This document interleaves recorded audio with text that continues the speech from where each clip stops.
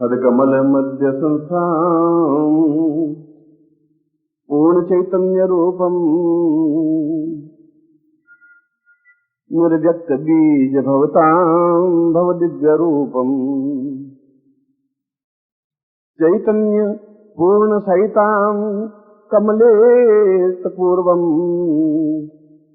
गुरुवै हृदय पूर्वां सत्तम प्रणाम। मैं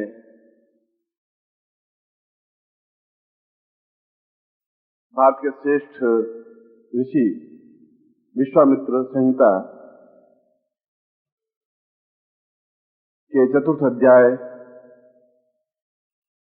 से इस श्लोक का उच्चारण कर रहा हूं।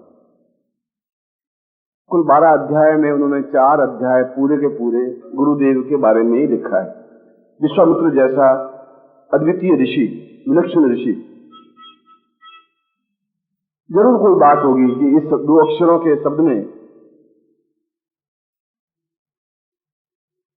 कोई ऐसी चीज जरूर होगी जिसके लिए उसको 4 अध्याय लिखने पड़े, और लिखा, उसके ऊपर कोई दबाव नहीं था।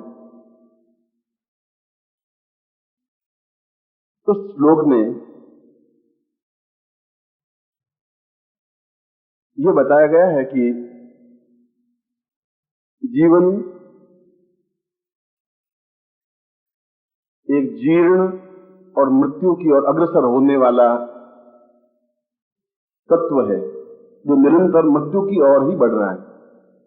आज हम भले कितने गुमान करें, कितने घमंड करें कि मैं यौवनवान हूं, सुंदर हूं, मैं लखपति हूं या जो कुछ हूं, मगर प्रत्येक कदम हमारा मृत्यु की ओर बढ़ रहा है। मैं श्लोक का अर्थ समझा रहा हूं, और इस बात को तो समझना ही पड़ेगा कि मृत्यु इस शरीर को समाप्त कर देती है, और जब समाप्त हो जाएंगे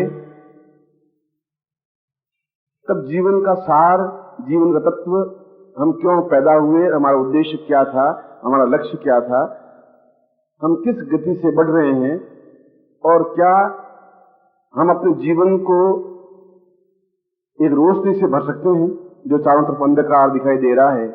दुख, पीड़ा, चिंता, तकलीफ, कष्ट, समस्याएं, बाधाएं, अड़चने, जब भी सुबह उठते हैं तो शाम तक कम से कम 20 और 40 समस्याओं से जूझना पड़ता है। व्यापार से भी, पैसे से भी, घर से भी, समाज से भी, और खुद से भी। इसलिए न आप विश्राम ले सकते हैं, आप विश्राम नींद दे भी लेते हैं तो आपका दिमाग विश्राम लेता ही नहीं है, वो तनावग्रस्त बना ही रहता है। क्या कोई ऐसा तरीका, कोई ऐसा चिंतन, कोई ऐसा शास्त्र, कोई ऐसा पुराण, कुछ ऐसा है ही नहीं जिससे कि यह मलयुक्त शरीर, मलयुक्त शरीर का मतलब है कि इस शरीर में यदि खोल के देखा जाए तो मल, मूत्र, विष्ठा, थूक, लार, मज्जा के अलावा कुछ है ही नहीं। बाहर से हम चाहे उजले कपड़े पहन लें, बाल से इत्र लगा दें, चाहे परफ्यूम छिड़क दें, पर अगर आप किसी डॉक्टर के यहाँ जब पोस्टमार्टम हो तो शरीर को देखो तो इन 5 चीजों के अलावा उसमें कुछ निकलता ही नहीं। खून तो पानी हो जाता है, मांस गलने लग जाता है, पीछे रह जाती विष्ठा और मल और मूत्र, ये समाप्त होते हैं, अंदर पड़े रहते हैं। इनसे ही निर्मित ये शरीर है। क्या यह शरीर उज्जवल बन सकता है? क्योंकि भोजन हम चाहे हलवा खाएं, चाहे कितना ही स्वादिष्ट भोजन करें, वो मल में ही कन्वर्ट होता है। गाय तो घास खाती है तो दूध में कन्वर्ट कर लेती है, हम तो वो भी नहीं कर पाते। भगवान ने एक मशीन ऐसी बनाई है पशुओं की भी कि अगर घास जैसी चीज से भी दूध उत्पन्न हो जाता है। कोई अंदर तो मैकेनिज्म है, और हमारे अंदर मैकेनिज्म ऐसा है ही नहीं। हम तो चाहे घी खा लें, चाहे शक्कर खा लें, चाहे कुछ भी खा लें, वह केवल एक मल और मूत्र और विष्ठा ही बनती है। ऐसा मलयुक्त तो शरीर क्या उज्जवल बन सकता है? विश्वामित्र ने अपने आप से प्रश्न किया है, और दूसरी पंक्ति में उसने प्रश्न किया है कि यदि ऐसा शरीर है और मृत्यु की ओर बढ़ने वाला ही शरीर है, तो फिर इस जीवन का प्रयोजन व्यर्थ है, इस जीवन का उद्देश्य व्यर्थ है, इस जीवन का लक्ष्य व्यर्थ है। अगर तनाव युक्त जीवन है तो उस जीवन का मतलब है ही क्या, मकसद क्या है फिर? जब दुख युक्त तो शरीर है तो इस शरीर का फिर उपयोग क्या है? ये तो मरते मरते मर जाएंगे, हमारे सैकड़ों पूर्वज मर गए, हम भी मर जाएंगे, आने वाली पीढ़ियां भी मर जाएंगी। तो कौन सा ऐसा मंत्र है, कौन सा ऐसा जप है, कौन सा ऐसा अनुष्ठान है? क्या हमारे ऋषियों को ये ज्ञात नहीं था कि आने वाली पीढ़ियों के लिए कोई ऐसी चीज छोड़ जाए जिससे कि वो अपने जीवन में इस मलयुक्त शरीर को जाज्वल्यमान बना दे, तेजस्वी बना दे, एक अद्भुत अनिवर्तनीय बना दे, ऐसा बना दे कि देखने वाले देखते रह जाएं, हमें संतोष हो सके कि हमने कुछ किया, एक एहसास हो सके कि हम सही रास्ते पर हैं, एक मानसिक शांति मिल सके, हम गतिशील हो सके और मृत्यु से भयभीत नहीं हो सके, मृत्यु हमारा कुछ बिगाड़ नहीं सके। और तीसरे पंक्ति में कहा है कि हजारों और सैकड़ों देवता हैं, देवियां हैं, एक देवी के विभिन्न रूप हैं, राम हैं, कृष्ण हैं, हनुमान है, जगदम्बा है, काली है, छिन्नमस्ता है, भुवनेश्वरी है। और आप देखेंगे तो कौन से देवता की उपासना करें, क्या देवता की उपासना से काम हो जाएगा? कई बार हम बगला मुख में जाप करते हैं, फिर छोड़ देते हैं, फिर राम राम करते हैं, फिर उसको छोड़ देते हैं, हनुमान जी की पूजा करते हैं, हनुमान जी को छोड़ देते हैं। करें क्या? तो विश्वामित्र अपनी पूरी चौथी लाइन लिखी नहीं, इस श्लोक की 3 लाइनें लिखने के बाद में वे तपस्या करते रहे और तपस्या पूरे साल भर की।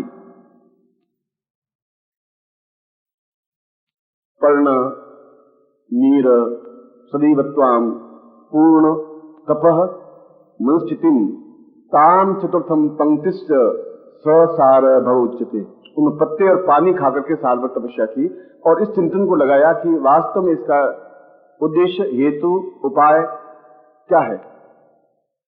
और उन्होंने बताया कि केवल गुरु शब्द ऐसा है जिसको हम देखें नहीं, कि वो देखने की चीज नहीं है, कोई पदार्थ नहीं है, वह छूने की चीज भी नहीं है कि उसको स्पर्श करें, उसको उठा के ले जाने की भी जरूरत नहीं है। और केवल उद्देश्य है कि यदि व्यक्ति उस शरीर में, जो शरीर मांस मज्जा लार थूक जैसा शरीर है, उसको पूर्ण शुद्धिकरण करके और उसमें जाज्वल्यता, अंदर से प्रकाश फूटेगा बाहर, तो चेहरे पर एक तेजस्विता दिखेगी। बाहर से तेजस्विता पाउडर लगाने से, क्रीम लगाने से और दूसरे लगाने से तो तेजस्विता नहीं आ सकती, चमक नहीं आ सकती। वह तो घंटे आधे घंटे की होगी, फिर आधे घंटे बाद फिर आपको कुछ न कुछ बिल क्रीम वगैरह पाउडर क्रीम लगाना ही पड़ेगा, फिर आधे घंटे बाद लगाना पड़ेगा, वो झुर्रियां तो मिटेगी नहीं। अंदर से जब प्रकाश बाहर आए, बाहर से प्रकाश अंदर लेने की जरूरत नहीं है। और अंदर से प्रकाश तब आ सकता है जब कोई तेजस्वी व्यक्तित्व तो उसके अंदर स्थापित हो जाए, ऐसा तेजस्वी व्यक्तित्व जो समस्त देवताओं का सार हो। अब राम को बिठाएंगे या कृष्ण को बिठाएंगे या बगला मुख को बिठाएंगे या काली को बिठाएंगे, सैकड़ों देवताएं किन किन की उपासना करेंगे। अगर उपासना करेंगे ये जीवन तो पूरा बीत ही जाएगा, ये जीवन तो समाप्त हो जाएगा कि 33 करोड़ देवता है, एक दो भी नहीं है, और सबके कार्य अलग अलग है।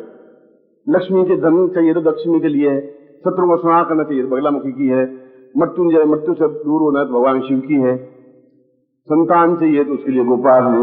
अब आप कौन कौन सी साधना करते रहेंगे, 100 लाख किसका जपते रहेंगे। और उसके बाद भी अंदर से शरीर प्रकाशवान हुए नहीं तो भौतिक वस्तुओं की इच्छाएं पूरी हुई, तो अंदर से कुछ प्रकाश बाहर फूटे, अंदर से रोशनी फूटे।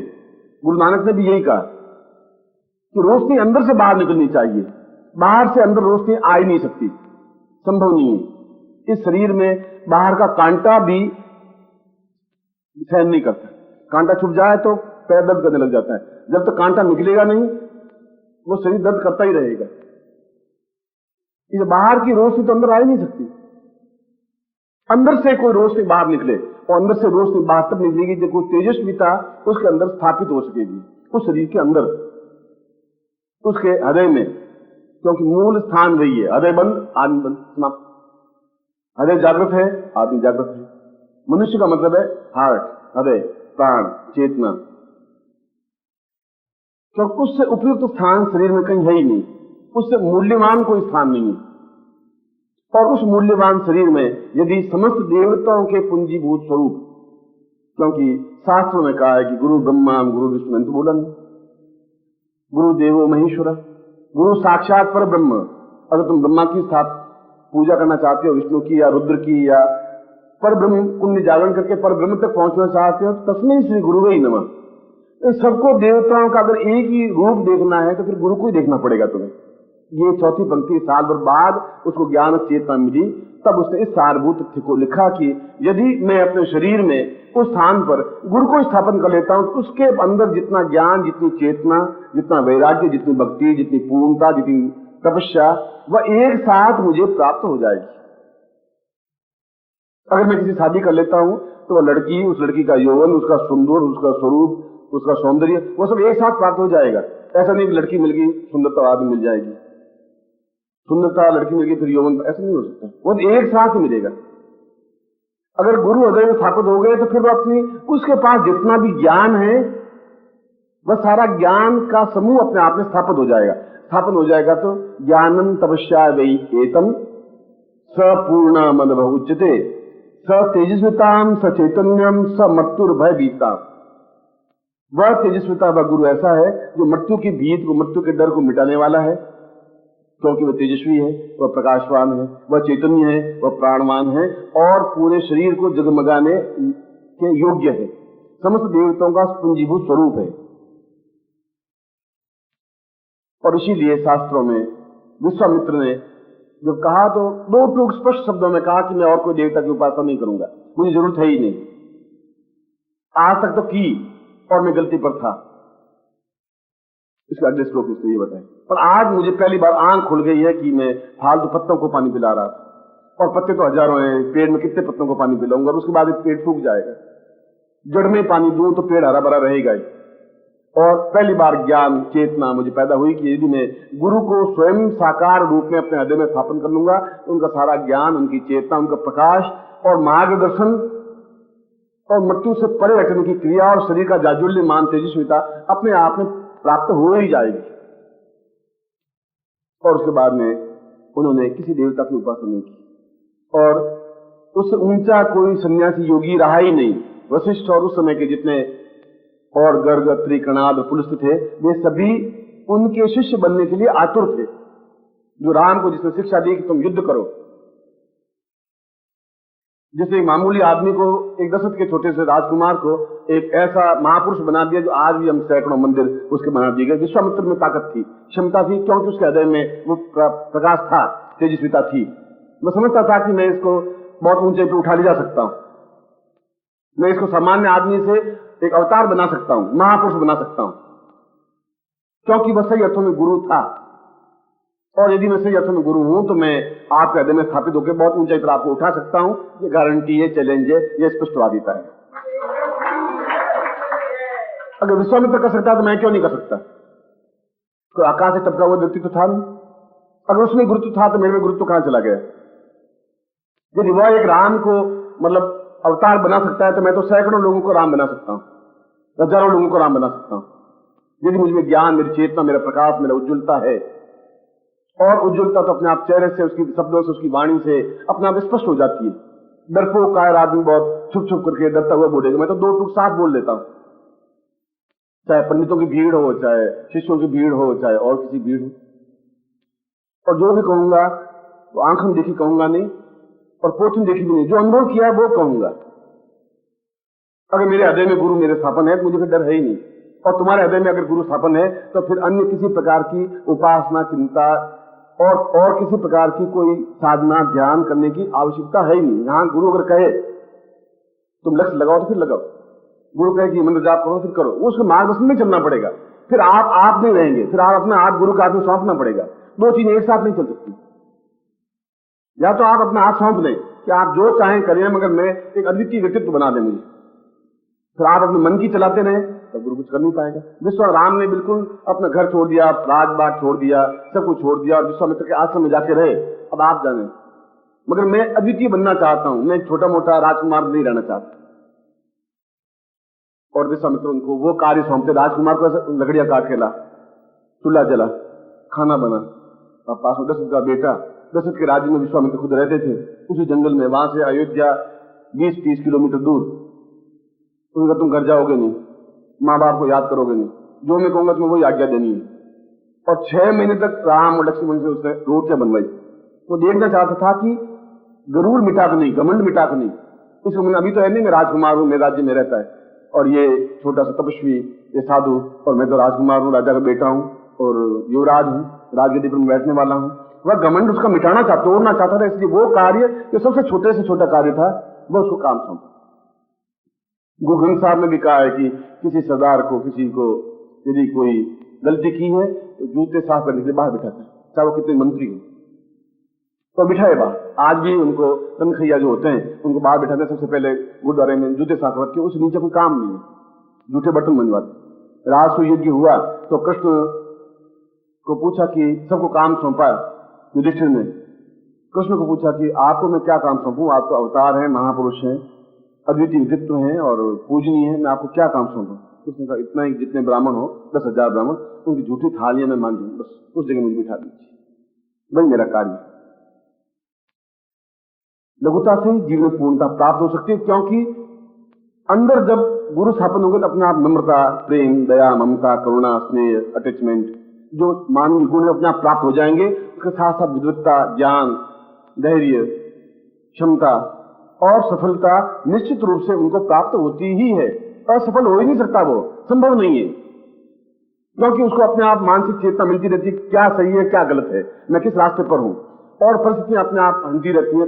जब सूर्य उगता है तो अपने आप अंधकार छिड़ता रहता है, सूर्य बोलता नहीं भाई अंधकार तुम हटो, अब मैं आ रहा हूं, ऐसा बोलता नहीं, वो तो अंधेरे को हटना ही पड़ेगा। जब गुरु अंदर स्थापन है तो अंदर सामने जो समस्याएं बाधाएं उनको हटनी ही पड़ेगी, दोनों चीजें एक साथ चल नहीं सकती।